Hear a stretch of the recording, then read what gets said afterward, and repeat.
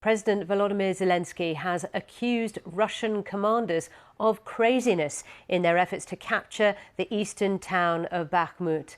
The town, which sits in the Donetsk region, has been the centre of Russian attacks for months. Taking the town would be a symbolic victory for Russia.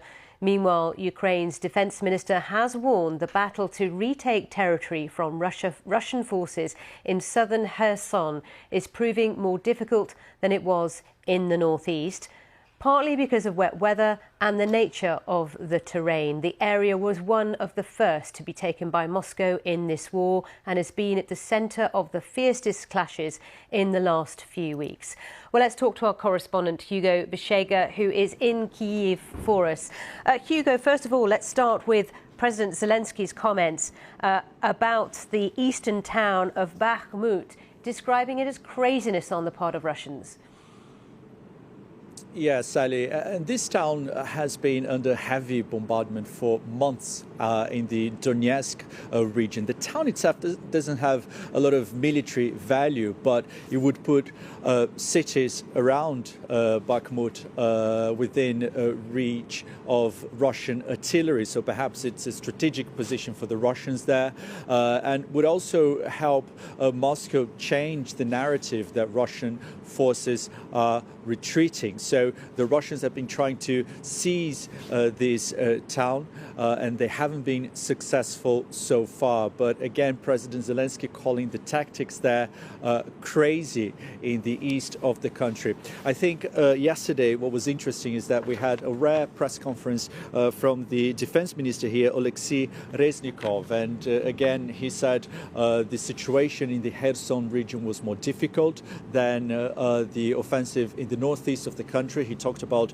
the rainy conditions there, hampering efforts of the Ukrainian forces to take back territory in that strategic region in the south of the country.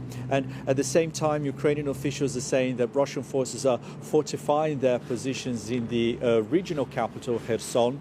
And obviously, Kherson is one of the 4 regions that President Putin claims to have annexed. So it's very strategic, also very important for the Russians to defend their positions in this part of the country. And again, I think the Ukrainians are warning that a fierce battle for Kherson may be on the horizon as Russian forces are sending in more troops, including recently mobilized soldiers, to defend their positions in Kherson. And also the civilians who are in Kherson, and as you say, they've sort of been living in terrible conditions now since the beginning of this war, have been told to leave, and many of them have responded to that, haven't they? Yeah, we had an update from the Russian appointed officials in Kherson saying that 70,000 civilians had been evacuated from the western bank of the city to other parts of Kherson. The Ukrainian forces are advancing along the Dnieper River, and I think the expectation is that fighting may happen on the western bank of the city.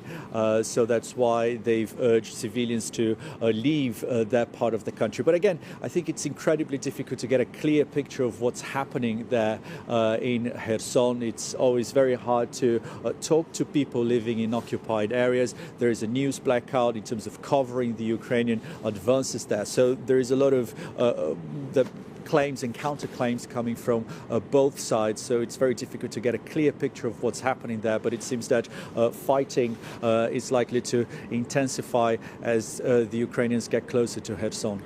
Okay, thank you, Hugo Bishega, for now in Kyiv for us.